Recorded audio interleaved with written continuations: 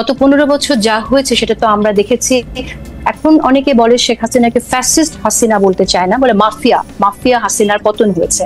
তো মাফিয়া আওয়ামী লীগ বা মাফিয়া হাসিনা যে শাসন 15 বছর করেছে, এই শাসনটা যে করতে পেরেছে, এই জায়গাটায় তাদেরকে এনাবেল করেছে কারা? তারা কিন্তু আপনার এই মিডিয়ায় তাদেরকে সহযোগিতা করেছে 15 বছর শাসন করার জন্য। আমরা তো গণমাধ্যমকে বলি ফোর্থ স্তম্ভ, চতুর্থ স্তম্ভ। সেই জায়গা থেকে গণমাধ্যম হচ্ছে দর্পণ। একটা রাষ্ট্র কেমন চলছে, সরকার কেমন করছে, সেটা দেখার দর্পণ হচ্ছে গণমাধ্যম। সেই গণমাধ্যম সেই দর্পণ দেখায় নাই, দেখিয়েছে মানবতার মা শেখ হাসিনাকে, দেখিয়েছে যে কাঁদো বাঙালি কাঁদো, বাঙালির চোখে পানি নাই, কিন্তু ফোর্স করেছে মিডিয়াতেও সারা মাস যদি শোক করে যে কাঁদো বাঙালি কাঁদো, অথচ তারা কখনোই গুম খুনের কথা তুলে ধরে নাই। এই যে আড়াল করা, এই আড়াল করার মধ্য দিয়ে মাফিয়া তন্ত্র কায়েমে একরকম সহযোগিতা করেছে এই গণমাধ্যম। সুতরাং আপনি কোনোভাবেই 15 বছরের এই সময়কে বাদ দিয়ে আপনাকে এখন জাজ করা পসিবল না। 15 বছরে যা হয়েছে সেটা সাংবাদিকতা ছিল না, 15 বছর যা ছিল সেটা মিডিয়া ছিল না। এখন যা হচ্ছে, ভঙ্গুর একটা রাষ্ট্র, সম্পূর্ণ ধসে পড়া একটা রাষ্ট্র নতুন করে বিনির্মাণ করার জন্য যে প্রচেষ্টা, সেই প্রচেষ্টাটা আমরা ঠিকভাবে নিতে পারছি কিনা, সরকারের উদ্যোগ কি আমরা সাংবাদিকরা সেটা করতে পারছি কিনা, সেই জায়গাটায় যদি আমরা কথা বলি তখন মনে হয় কথা বলাটা সহজ হয়ে যায়।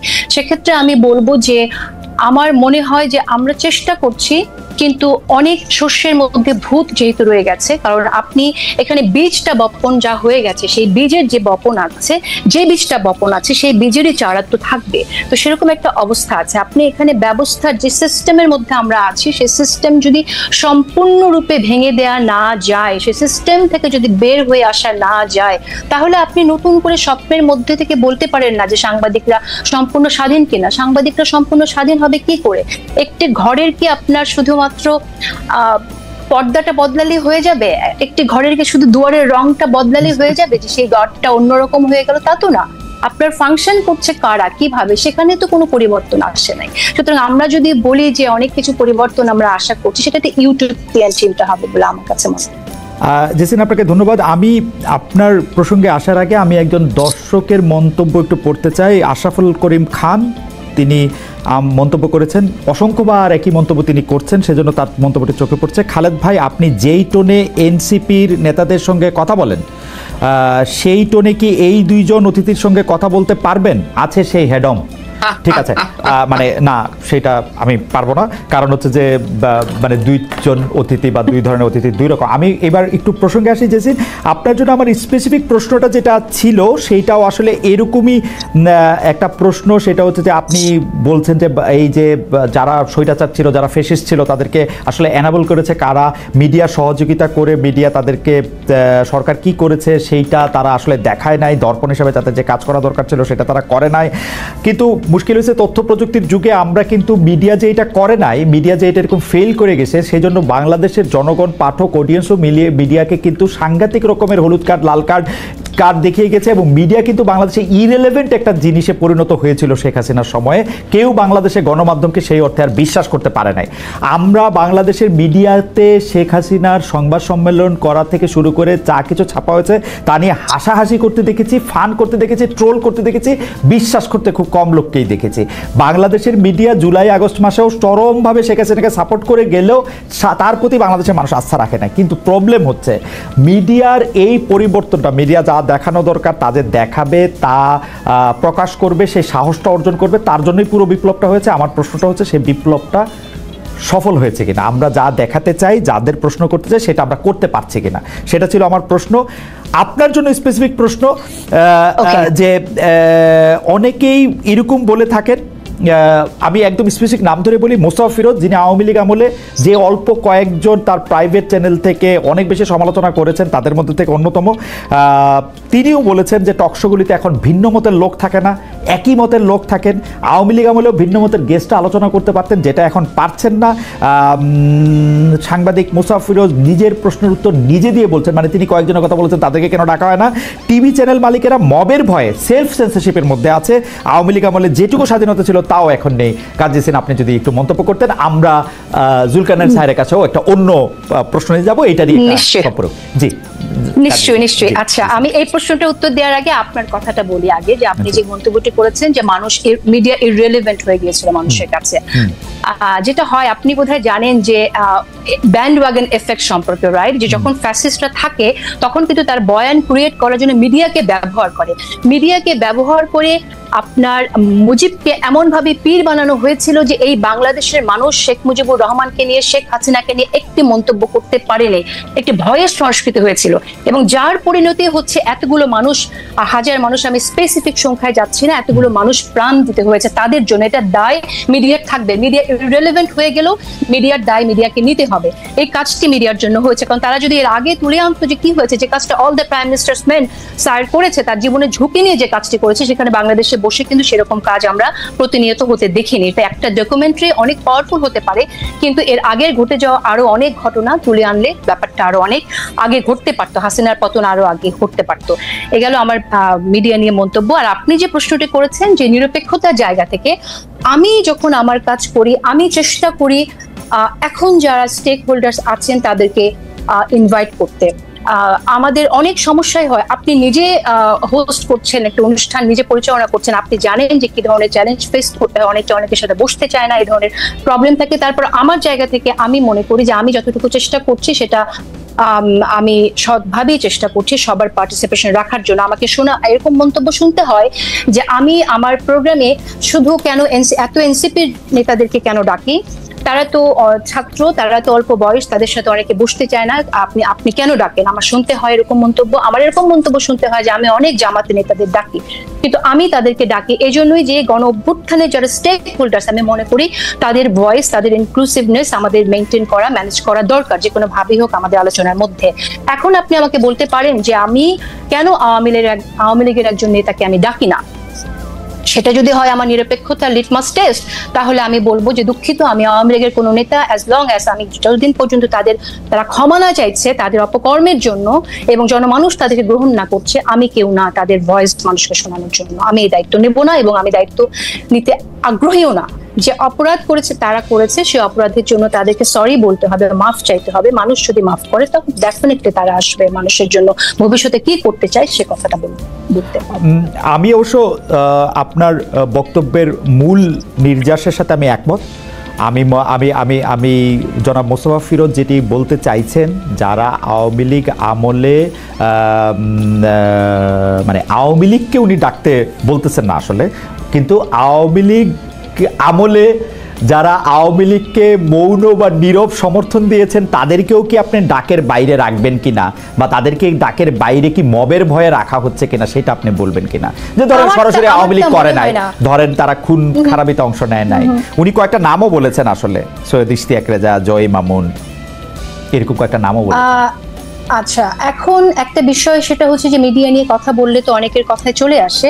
তো আমি আসলে দেখেন, আমরা তো কলিগস একসময় একসাথে কাজ করেছি, কিন্তু আমরা অত্যন্ত দুঃখজনক ভাবে প্রত্যক্ষ করেছি যে যখন চোখের সামনে, সবার চোখের সামনে এই ছাত্রদের হত্যা করা হয়েছে, তখন তারা এই পতিত হাসিনার অফিসে গিয়ে তারা যে বক্তব্য রেখেছেন, এটা তো আমাদের জন্য অত্যন্ত দুঃখজনক ছিল। টু উইটনেস, সাক্ষী হওয়া ইতিহাসের, যে সাংবাদিকরা এই জায়গায় চলে যেতে পারে, তাদের মানবতা বোধ তারা এইভাবে বিসর্জন দিতে পারে, এই অন্ধত্ব তাদেরকে পেয়ে বসতে পারে, এটা তো আমাদের জন্য দুঃখজনক। আমি আপনাকে এই জায়গায় একটু থামাই, কারণ আমার দ্বিতীয় প্রশ্নটার মধ্যে যে আপনার এই সাংবাদিকদের যে শেখ হাসিনার সাথে যে তাদের সম্পর্ক, তাকে যে আসলে আপনি প্রথমে যে অ্যানাবল করার কথাটা বলেছেন, সেটার ক্ষেত্রে আপনার যে জায়গা, সেটা অন্য পেশাজীবীদের ক্ষেত্রে একই রকম কিনা সেটা নিয়ে আমরা দ্বিতীয় প্রশ্নে আসবো। আপাতত একটু স্যারের কাছে যাই। যে স্যার, আপনি একজন পেশাদার সাংবাদিক, আপনার অনুসন্ধানের মাধ্যমে, সোর্সের মাধ্যমে রাষ্ট্রের দুর্নীতি, অসঙ্গতির অনেক ডকুমেন্টস আপনার হাতে আসে, সেগুলি কিছু আপনি নিজের সোশ্যাল মিডিয়াতেও তুলে ধরেন। তার মানে ব্যক্তি আপনার সঙ্গেও একটা সংবাদ মাধ্যমের একটা প্রতিযোগিতা আছে, যে মানে আপনি যেটা আসলে আপনার প্রতিষ্ঠান থেকে তুলে ধরছেন না, এমন অনেক কিছু আপনার ব্যক্তি জায়গা থেকে আপনি এটা তুলে ধরছেন। এই যে আপনার সঙ্গে আপনি সহ অন্য আর যারা এই প্রকাশ করার ক্ষেত্রে নিজস্ব প্ল্যাটফর্ম ব্যবহার করতেছে, সেইটার সঙ্গে কি গণমাধ্যমের একটা প্রতিযোগিতা হইতেছে? এবং এই প্রতিযোগিতাটা কি মানে সমপ্রতিযোগিতা, অসম প্রতিযোগিতা? এই প্রতিযোগিতার মধ্যে, কারণ আমি সাংবাদিকতার এতটুকু বুঝি, যা কিছু এডিটেড না তা কিছু জার্নালিজম না। এখন এখন যদি কোনো কিছু মানে এইটা আপনি আসলে কিভাবে আপনি এটা দেখবেন, কারণ অনেক সময় তো এরকমও হইতে পারে, স্বামী আমি জাস্ট আরেকটা লাইন বলি, অনেক সময় তো এরকমও হইতে পারে যে আপনি হঠাৎ করে ক ব্যক্তিকে খুব অপছন্দ করতে শুরু করলেন। যদি আপনি ক ব্যক্তিকে অপছন্দ করতে শুরু করেন তখন দেখা যায় যে ধরেন ক আর খ দুইজনের ব্যাপারেই আপনার কাছে তথ্য আছে, আপনি সিলেক্টিভভাবে শুধু ক এর বিরুদ্ধে রিপোর্টটা আপনি প্রকাশ করলেন। এটা হইতে পারে কিনা বা এটা হচ্ছে কিনা এখন? থ্যাংক ইউ খালিদ ভাই। আমার মনে হয় এটা একটা খুবই গুরুত্বপূর্ণ প্রশ্ন আপনি আমাকে করেছেন, এবং এটা উত্তর দেওয়ার জন্য আপনার মাধ্যমে আপনার থেকে আরো ভালো কোনো মাধ্যম হয়তো আসবে না আমার সামনে, অথবা আই ডোন্ট নো। তো আমার যে অর্গানাইজেশন আমি কাজ করি, আল জাজিরা মিডিয়া নেটওয়ার্ক, এখান থেকে আমি আমার যে ডেস্ক, আমি যে বিষয়ে কাজ করি তা হচ্ছে দক্ষিণ এশিয়া, বাংলাদেশ, মায়ানমার, ভারত, অনেক সময় আরো অন্যান্য প্রজেক্টও আমাকে কাজে লাগানো হয়। বাট যেহেতু আমি বাংলাদেশ থেকে আসছি এবং বাংলাদেশের বিষয়ক সাংবাদিকতা করেই আমার এই পথে যাত্রা শুরু, তো অবশ্যই ন্যাচারালি বাংলাদেশের বিভিন্ন নিউজের প্রতি আমার আগ্রহ অনেক বেশি থাকে। আর লোকজন যেহেতু আমাকে চেনে, অনেকেই আমাকে চেনে, বিভিন্ন সেক্টর অনেকে আমাকে চেনে, অনেকে আমার কাছে বিভিন্ন রকমের তথ্য প্রমাণ সহ পাঠিয়ে থাকে। এখন ন্যাচারালি আমার আল জাজিরাতে কোনো বাংলা ডিভিশন নাই, এবং এখানে আপনার বিভিন্ন রকম নিউজের আমাদের কাছে আসতে থাকে প্রতিনিয়ত, এবং বাংলাদেশ কেন্দ্রিক নিউজই সবসময় করা সম্ভব না। এটা এটা এটা এটা বেশ অসম্ভব একটা বিষয় আর কি। আর ডকুমেন্টারি করতে অথবা একটা নিউজ স্টোরি করতে আমাদের সময় লাগে, অনেক অনেক ওয়েটিং লাগে। তারপরেও আমি যখনই সময় পেয়েছি, আমি আল জাজিরা ছাড়াও অন্যান্য মাধ্যমেও আমার রিপোর্ট আমি করেছি। নেত্র নিউজের জন্য করেছি, ওসিসিআরপির জন্য করেছি, দ্য টাইমসের জন্য করেছি, হারেসের জন্য করেছি, এরকম আরো অনেকের জন্যই আমি রিপোর্ট করেছি। বাংলাদেশের মানব জমিনের জন্য কয়েকটা রিপোর্ট আমি লিখে দিয়েছি। বাট যেটা হয় সেটা হচ্ছে যে আমার কাছে যা আসে, আমার পক্ষে এগুলা যেহেতু বাংলাদেশের কোনো পত্রিকা গ্রহণ করতে রাজি হয় না, এখন কেন তারা রাজি হয় না সেটা একটা বেশ বড় প্রশ্ন। কারণ আমি অনেক সময় জিজ্ঞেস করেছি, অনেক এডিটরদের সাথে আমার কথা হয়েছে, তারা বলেছে যে মালিক ঝামেলা করতে পারে, মালিক পছন্দ করবে না, অথবা সরকার আমাদেরকে চাপ দিতে পারে, চাপ দিয়ে নিউজ তুলে নেবে, অনেক প্রবলেম করতে পারে, আমাদের হয়তো ওয়েবসাইট ডাউন করে দিবে, আমাদের জার্নালিস্টকে ভয় দেখাবে। তো আমার কাছ থেকে আসা রিপোর্ট এখনো পর্যন্ত অনেকেই বেশ ভয় পান আর কি। আমার মনে হয় একটা আতঙ্কে থাকেন যে আমার নামে অ্যাফিলিয়েটেড হয়ে গেলে কোনো না কোনো ভাবে যদি তারা ক্ষতিগ্রস্ত হন। কারণ আমার অনেক রিপোর্ট হয়তো অনেকের বিপক্ষে গেছে, অনেকে তারা ক্ষতিগ্রস্ত হয়েছেন, অনেকে কিছু একটা হয়েছে, like somehow some people got affected, এবং তারা কোনো না কোনো ভাবে বিভিন্ন পত্রিকা মিডিয়া হাউসের সাথে সম্পৃক্ত। তো আমার প্রেজেন্স থাকলে তারা মনক্ষুণ্ণ হবেন। তো আমি যেটা করি, যেগুলো বেশি গুরুত্বপূর্ণ, একেবারেই যেগুলো বেশি গুরুত্বপূর্ণ, যেগুলো যাওয়া উচিত মানুষের কাছে, আমি নিজেই একটু সময় বের করে ওই সেই রিপোর্ট গুলা অথবা সেই ডকুমেন্টস যা কিছু আসে একটু যাচাই বাছাই করি। আর আমার তো অবশ্যই বাংলাদেশে একটা নিজস্ব কিছু লোকজন আছে যারা আমার জন্য এই ফ্যাক্ট চেক গুলা করেন অথবা খোঁজ নেন, বিভিন্ন দপ্তরে গিয়ে আপনার সত্যতা ভেরিফিকেশন করে আসেন। তো সেই মেকানিজমটা আমার আছে, বাট আমি ওটা সামনে আনতে চাই না, because I don't want to risk that. আপনি অবশ্যই সামনে আনবেন না স্যার, আপনি তাকে প্রোটেক্ট করতেই হবে। আমার মানে এক লাইনে, এবং সেগুলো আমি এডিট করেই নরমালি প্রকাশ করে থাকি। আর আমার মনে হয় যে আমি ফেসবুকে যেটা করি এটা আসলে সাংবাদিকতা না, আমি তো ফেসবুক সাংবাদিকতা করতে আসি নাই। আমার সাংবাদিকতা অন্য জায়গাতে হয়, যেটা আমার কাছে আসে এটা আমার কাছে চলে আসে তথ্য, এবং আমার মনে হয় যে মানুষের জানা প্রয়োজন, পিপল শুড নো, আমি শেয়ার করে দেই। আমি শুধু সাংবাদিকতার একজন মানে ছাত্র হিসাবে আমি আপনার কাছ থেকে এটা জানতে চাইবো যে ধরেন আপনি ফেসবুকেরটাকে আপনি সাংবাদিকতা বলতেছেন না, কিন্তু আপনাকে যখন মানে আরও 15-20 বছর পরে যখন কন্টেন্ট অ্যানালাইসিস করে আমাদের সময়টাকে ধরা হবে, তখন আপনি অবশ্যই একটা গুরুত্বপূর্ণ চ্যাপ্টার হিসাবে থাকবেন। তখন আপনার এগুলিকে আসলে কি হিসাবে ধরা হবে? কারণ আমি আপনাকে ঘটনাটাও বলি, তাহলে আপনি বুঝতে পারবেন। আপনি যখন উপদেষ্টা আসিফ মাহমুদ সজীব ভুঁইয়ার এয়ারপোর্ট থেকে বেরিয়ে আসাটার ওই ভিডিও যখন আপনি প্রকাশ করলেন, তখন এই উপদেষ্টা কিন্তু প্রশ্ন তুলেছেন যে রাষ্ট্রের গোপন ও বিশেষায়িত স্পর্শকাতর তথ্য, অর্থাৎ এয়ারপোর্টের সিসি ক্যামেরার তথ্য যদি আপনার কাছে চলে যায়, তার মানে আপনার তো বিভিন্ন জায়গায় বিভিন্ন মানুষজনও আছে, এবং সেইটার ক্ষেত্রে আপনি একটা পিক অ্যান্ড চুজ করতেছেন। আসিফ মাহমুদ সজীব ভুঁইয়াকে আপনি দেখতে পারেন না, এনসিপিকে আপনি অপছন্দ করেন, সেই জন্য এটা সঙ্গে সঙ্গে আপনি দিয়ে দিচ্ছেন। কিন্তু বিএনপির কেউ হইলে, আমি কথার কথা করছি, বা জামাতের কেউ হইলে সেইটা আপনি দিতেন না। ব্যাপারটা কি একটা মানে একটা অসম জায়গা তৈরি করতেছে কিনা? ব্যাপারটা মোটেও অসংখ্য জায়গায় তৈরি করতেছে না, এবং আপনি একটা বেশ মজার একটা চ্যাপ্টার নিয়ে আসছেন। I will go back to the before one, যেটা বলতেছিলাম যে আজ থেকে 15 বছর 20 বছর পরে গেলে যখন এগুলো নিয়ে আলোচনা হবে, if I am alive or not, তখন এগুলো কি হিসেবে গণ্য হবে? তখন এগুলো এই হিসেবে গণ্য হবে যে বাংলাদেশে সাংবাদিকতা করাটা এতটাই ভীতিকর ছিল যে সাংবাদিকরা অমুক সাংবাদিকের জুলকারনাইন সায়ের খানের রিপোর্ট নিত না, এই লোককে বাধ্য হয়ে অনলাইনে রিপোর্ট প্রকাশ করে দিতে হইতো। এটা এডিটেড বলেন, র বলেন, হোয়াট এভার ইট ইজ। তো অবস্থাটা এতটাই একটা ভীতির সিচুয়েশন আমাদের মধ্যে ক্রিয়েট হয়েছিল। আর আমি তো এর আগেও জন্য আজিজের যে এয়ারলাইনের ভেতরে থাকা ফুটেজ ক্যাপচার করে নিয়ে আসছিলাম। ইসরায়েলের যে মোসাদের যে আউটপোস্ট হাঙ্গেরি, দুটোর মধ্যে ঢুকে গিয়ে মোসাদের যে টেকনিক্যাল ম্যানুয়াল স্পাইওয়ারের, সেটারও ছবি তুলে নিয়ে আসছিলাম। সেগুলো তো স্পর্শকাতর জায়গায় ছিল, এবং সেগুলো তো আমি পাবলিক ইন্টারেস্টের জন্যই করেছি, অনুসন্ধানী সাংবাদিকতার জন্যই করেছি। আসিফের সাথে আমার তো ব্যক্তিগত কোনো দ্বন্দ্ব নাই, আমি ওরা ভালো করে চিনিও না, কখনো কথা হয় নাই। এবং এনসিপির প্রতি আমার কি আছে না আছে, আমার মনে হয় সেটা এনসিপির 2-1টা লিডার খুব ভালো করেই বলতে পারবে। তারা ভালো করেই জানে যে তাদের কোন জিনিস আমার সামনে আসার পরেও আমি তাদেরকে একটা দ্বিতীয় সুযোগ দিয়েছি, এটা তারা জানে। কিন্তু এই দ্বিতীয় সুযোগটা আমি বিএনপি অথবা জামাত হলে দিতাম না, এবং দিই না নর্মালি। সো আমার মনে হয় যে ওরা এখনো বেশ তরুণ বয়সে তরুণ। তারপরে আপনার কোনো বায়াস কারো এগেইনস্টে বা কারো পক্ষে এরকম কোনো বায়াস? আপনি ভুল কাজ করবেন, চুরি করবেন, দুর্নীতি করবেন, ধরা পড়বেন, সামনে আসবে, আমার কাছে আসবে, আমি আপনাকে শেয়ার করে দিব। সেটা আপনার সোশ্যাল মিডিয়া পোস্টিং এর ক্ষেত্রে আপনি কোনো বায়াস থেকে কোনো কিছু করতেছেন এরকম আপনার মনে হয় না? Never I will never do that. আপনি যদি কোনো কিছু একটা অপরাধ পান কোথাও, আপনি আমার কাছে যদি এসে বলেন, এটা যদি কোনো বিশেষ ব্যক্তির বিরুদ্ধে যায়, এতে তো আমার কোনো কিছু যায় আসতেছে না। আমার তো কোনো মাস্টার নাই, তাই না? Like I don't consider anyone as my master or anyone as my boss or anything like that. আচ্ছা, আমি আবার একটু আসবো আপনার কাছে। আপনার ব্যক্তিগত পছন্দ অপছন্দগুলি, বা আপনার সব মানুষেরই ব্যক্তিগত পছন্দ অপছন্দ থাকে, আপনার প্রতি ব্যবহার দিয়েও আপনি আসলে অনেক সময় আলোড়িত হতে পারেন, সেইটার ক্ষেত্রে আপনি কি করেন সেটা নিয়ে আমি আরেকটা প্রশ্ন করতে আসবো। আমি একটু জেসিনের কাছে আসি। জেসিন, আপনি সাংবাদিকদের কথা দিয়ে আপনার সাথে শুরু করতেছিলেন, বিগত প্রেক্ষাপট আপনি তুলে ধরেছেন, এবং দর্শকরাও আপনার কথা অনেকেই অনেক বেশি পছন্দ করেছেন।